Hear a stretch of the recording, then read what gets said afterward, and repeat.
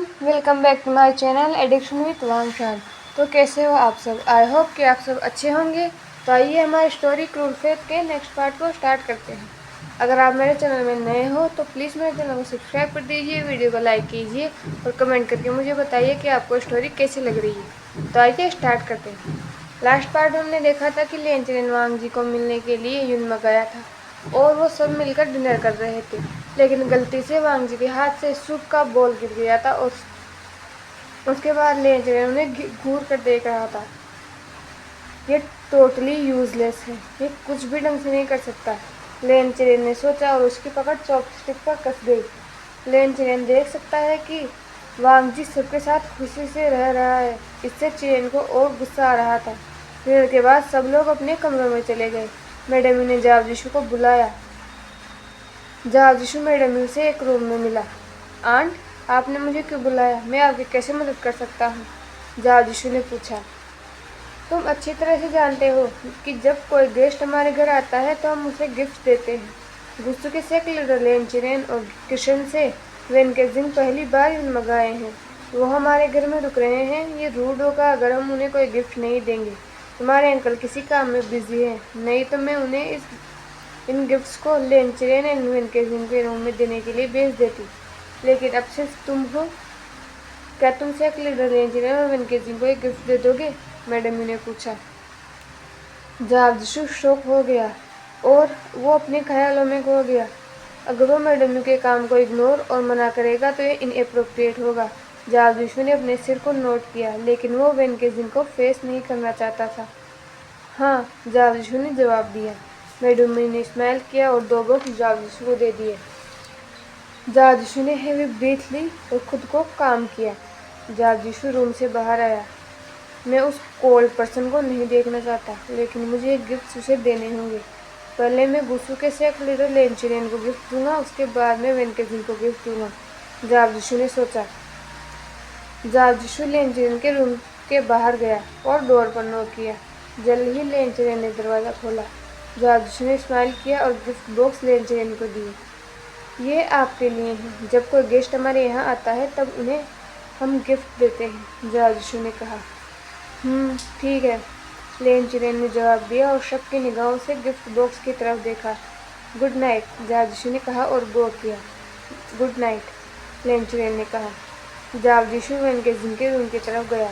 उसने डोर पर नॉक किया। वो दरवाज़ा खुलने का इम्पेशेंटली वेट कर रहा था। जावजिशु तुरंत वेनकेजिंग को एक गिफ्ट देकर अपने रूम में जाना चाहता था। वेनकेजिंग ने 5 मिनट लिए और फिर दरवाज़ा खोला। उसने देखा कि जावजिशु उसके रूम के बाहर खड़ा है। जावजिशु ने अपने सिर को झुकाया और वेनकेजिंग को गिफ्ट बॉक्स दिया। ये तुम्हारे लिए है, ये अंकल और आंट की तरफ से हैं। तुम हो गेस्ट और जब भी कोई गेस्ट यून मंगाता है तो हम उसे गिफ्ट देते हैं, जावजिशु ने कहा। वेनकेजिंग ने अपनी आईब्रो रेज की और बॉक्स की तरफ देखा। जावजिशु ने वेनकेजिंग की तरफ देखा। तुम ये गिफ्ट ले क्यों नहीं रहे हो? जावजिशु ने पूछा। मैं तुम पर भरोसा क्यों करूं? वेनकेजिंग ने कहा। इसके अंदर कोई जहर, बॉम्ब या सांप नहीं है जिससे तुम मर जाओगे। ये बस गिफ्ट है, जावजिशु ने कहा। पहले इसे खोलो, तभी मैं तुम पर भरोसा करूंगा, वेनकेजिंग ने कोल्ड वॉइस में कहा। जावजिशु ने साय किया। ठीक है, जावजिशु ने जवाब दिया। जावजिशु ने उस बॉक्स को खोलना स्टार्ट किया। अंदर आ जाओ, वेनकेजिंग ने कहा। जावजिशु को पहले तो हेजिटेशन फील हुआ, पर फिर वो अंदर चला गया। अब जावजिशु और वेनकेजिंग रूम में अंदर थे और डोर बंद था। जावजिशु ने गिफ्ट बॉक्स को टेबल पर रखा और खोलकर वेनकेजिंग को दिखाया। इसमें एक सुंदर और यूनिक मीडियम साइज पोट का पीस था। वेनकेजिंग ने उस पोट को पकड़ा और उसे देखा, फिर उसने टेबल पर रख दिया। जावजिशु ने बॉक किया और तुरंत डोर की तरफ भागा, लेकिन उसका पैर फिसल गया। ये सच है कि आज जावजिशु का फेथ ठीक से काम नहीं कर रहा। ये दूसरी बार था जब वो फ्लोर पर गिरने वाला था, लेकिन अचानक वेनकेजिंग ने जावजिशु की वेस्ट को पकड़ लिया और उसे गिरने से बचाया। जावजिशु की हार्ट बीट बहुत फास्ट थी, क्योंकि एक पल के लिए उसे लगा जैसे वो अपना नाक और दांत तुड़वा कर रहेगा, लेकिन अब वो ठीक था। वेनकेजिंग और जावजिशु बिना ब्लिंक किए एक दूसरे की तरफ आंखों में देख रहे थे। वेनकेजिंग की हार्ट बीट बहुत फास्ट थी। वो दिल जो कितने ही सालों से कोल्ड था, वो एक टीनेजर के लिए बीट कर रहा था। जावजी के चीक्स रेड हो गए थे। उसने वेनकेजिंग की तरफ देख कुछ फील किया। वेनकेजिंग को अपनी वाइफ और सन के बारे में रियलाइज़ हुआ। वो अपने सेंस में वापस आया और जावजिशु के शोल्डर से उसे पुश किया। वेनकेजिंग ने अपनी बैग उसकी तरफ टर्न कर ली। गुड नाइट, जावजिशु ने कहा और वो जल्दी से रूम से बाहर आ गया। वेनकेजिंग ने डोर की तरफ देखा और उसके फेस पर एक छोटी सी स्माइल आ गई। लेकिन जब उसने रियलाइज़ हुआ कि वो मुस्कुरा रहा है, उसने तुरंत स्माइल करना बंद कर दिया। वेनकेजिंग ने अपने हेड को शेक किया और अननेसेसरी फीलिंग्स को रिमूव किया। अगली सुबह सब लोग उठ गए। लेन चिरेन को शौक लगा जब उसने सुना कि लेन वांगजी अभी भी सो रहा है। लेन चिरेन वांगजी पर और ज़्यादा गुस्सा हो गया। वो वांगजी से बात करना चाहता था, लेकिन उसे समय ही नहीं मिला। वो गुसू जाने के लिए लेट हो रहा था। जावजिशु वेनकेजिंग से छुप रहा था। कल रात जो भी हुआ उससे उसे एम्बेरसिंग फील हो रहा था। लेनचिरेन और वेनकेजिंग युनमग जाने के लिए तैयार हो गए थे। जियांगफेंग मियाँ और जियांगचिंग उन्हें छोड़ने के लिए बोट की तरफ आए। लेनचिरेन और वेनकेजिंग बोट पे गए। लेनचिरेन ने देखा कि वांगजी उसी की तरफ आ रहा है। वांगजी जियांगफेंग मियाँ के पास खड़ा हो गया। उसने अपने अंकल को बाय करने के लिए अपना हाथ उठाया और स्माइल की। लेनचिरेन को गुस्सा आ रहा था क्योंकि वांगजी खुश था।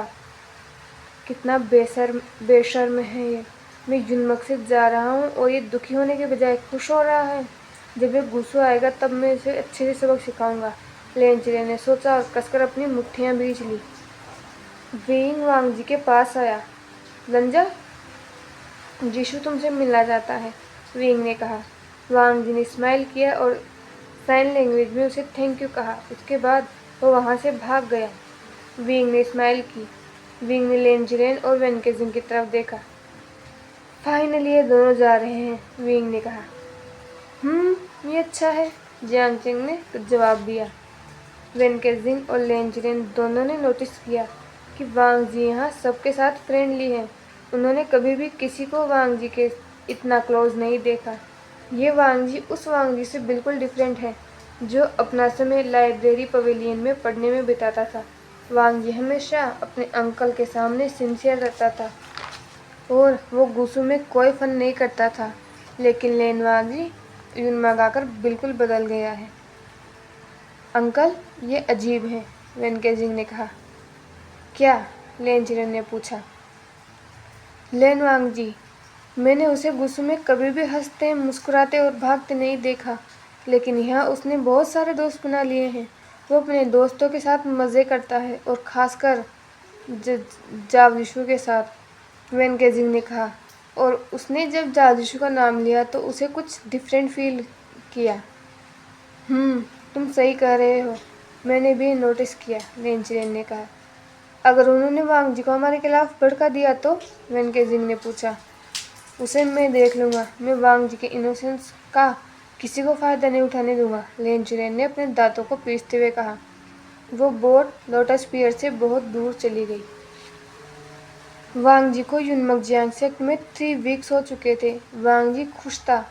उसने गुसू को मिस नहीं किया क्योंकि गुसू से लोटस पियर इंटरेस्टिंग प्लेस था।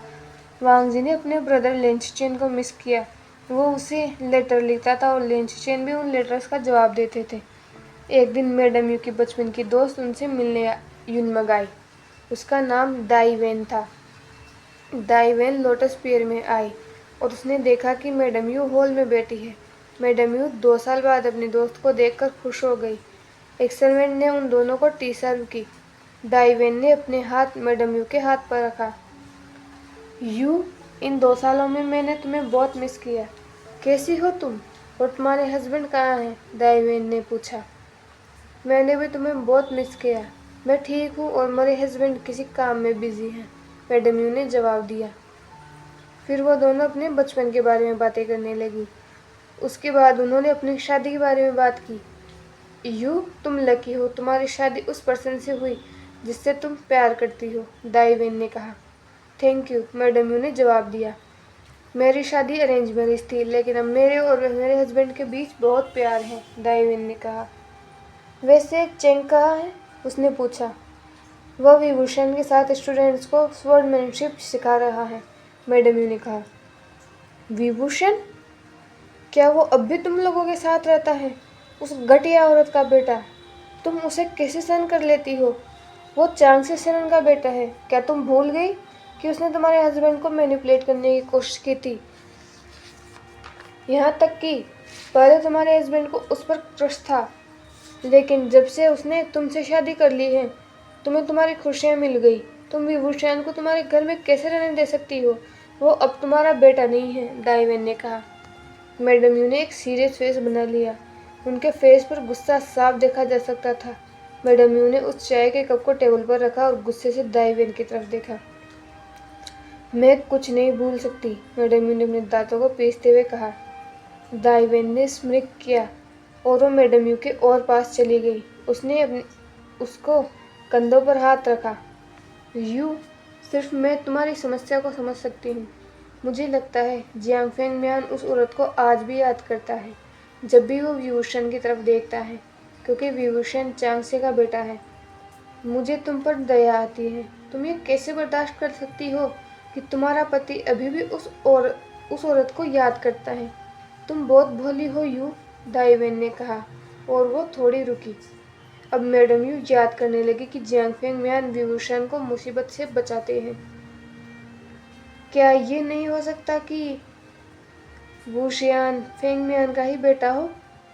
मेरा मतलब है कि उस औरत ने तुम्हारे पति को मैनिपुलेट किया हो और बाद में। मैं जो हो सकता है वही सोच रही हूँ, दाइवेन ने कहा। अब मैडम यू का गुस्सा और बढ़ गया। वो अपनी जगह से खड़ी हो गई। दाइवेन ने स्मित किया और वो भी खड़ी हो गई। मैं जानती हूँ कि चांग से सरन कभी भी फेंग मियान का फ़ायदा नहीं उठाएगी, जबकि वो तो फेंग मियान को एक बेस्ट फ्रेंड की तरह ट्रीट करती थी। लेकिन जियांग फेंग मियान चांगशे को पसंद करता था। चांगशे, तुम मेरी दुश्मन हो। मैंने हमेशा वी चांगशे से प्यार किया, लेकिन तुमने उससे शादी कर ली और मैं तुम्हारे बेटे को खुशी से नहीं रहने दूंगी। तुम तो मर गई, लेकिन वी चांगशे को भी अपने साथ ले गई और तुम्हारा बेटा जियांग के साथ रहता है। तुमने क्या सोचा था कि मैं तुम्हारे बेटे को शांति से जीने दूंगी? वो तुम्हारा खून है और तुम्हारी हर गलती उसकी गलती है। सबके लिए अब वो सजा पाएगा। मेरे लिए अभी भी यकीन करना मुश्किल है कि विभूषण तुम्हारा और मेरे प्यार वीर चांगसे का बेटा है। हाँ, यू मेरी बेस्ट फ्रेंड है और मैं जानती हूँ कि उसका इस्तेमाल करना गलत है, लेकिन मेरा बदला लेने के लिए मुझे ये करना होगा, दाइवेन ने सोचा। मैडम यू ग्राउंड में चली गई। विंग और जियांगचेंग अपनी आर्मी को ट्रेनिंग दे रहे थे। वांगजी और जादशु ग्राउंड पर बैठे थे और उन्हें देख रहे थे। जब विंग और जियांगचेंग अपनी आर्मी बना लेंगे, वो मुझे छोड़ देंगे, वांगजी ने सोचा। उसका फेस पीला पड़ गया क्योंकि वो लोटस पेयर को छोड़कर नहीं जाना चाहता। विभूषण! अचानक सबने मैडम यू की डेंजरस वॉइस सुनी। विंग अपनी जगह पर ही स्टंड हो गया। उसने मैडम यू की तरफ देखा। मैडम यू गुस्से में थी। वो विंग के सामने आई। जियांगचेंग को मैडम यू विंग की चिंता होने लगी। माँ, जियांगचेंग ने डरते हुए कहा।